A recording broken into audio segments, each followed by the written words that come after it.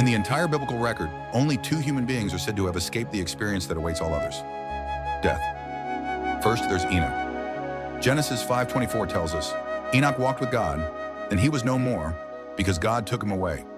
It's a quiet but stunning verse. Enoch lived just 365 years, unusually short for the pre-flood era. But what sets him apart is not his age, but his walk.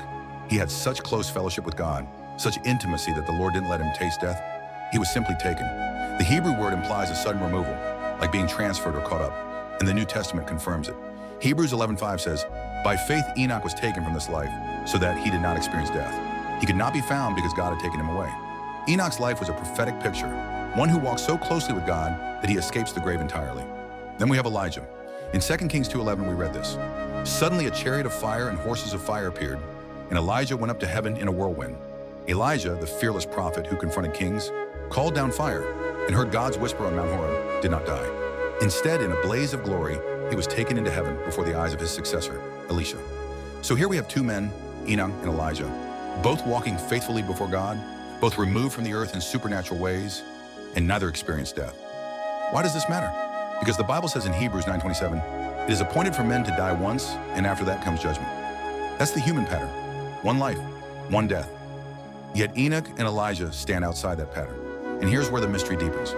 In Revelation chapter 11, we meet the 2 witnesses, 2 prophets who appear during the Great Tribulation, clothed in sackcloth, empowered to call down fire, shut the heavens, strike the earth with plagues.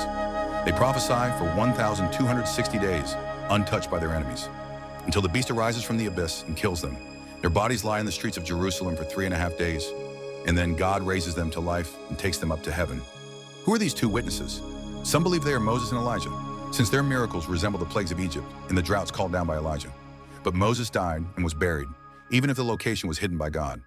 Others believe it is Elijah and Enoch. Why? Because both were taken alive. Neither tasted death. And Hebrews says every person is appointed to die once.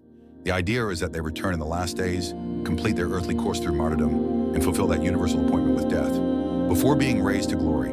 It's not just poetic, it's prophetic. Enoch, the Gentile prophet from the pre-flood world, and Elijah, the Jewish prophet to Israel. 2 witnesses, 2 testimonies. One to the nations, one to the covenant people. Together they declare the coming of Christ, stand against the Antichrist, and are lifted up by God before the watching world. Whether symbolic or literal, their story reminds us that death has no power over those who walk with God. That even in the darkest hour of human history, God will raise up bold voices, and those who walk with him will never truly perish. So while the world fears death, we look to Enoch and Elijah, men who defied it.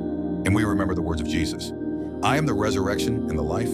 Whoever believes in me, though he die, yet shall he live.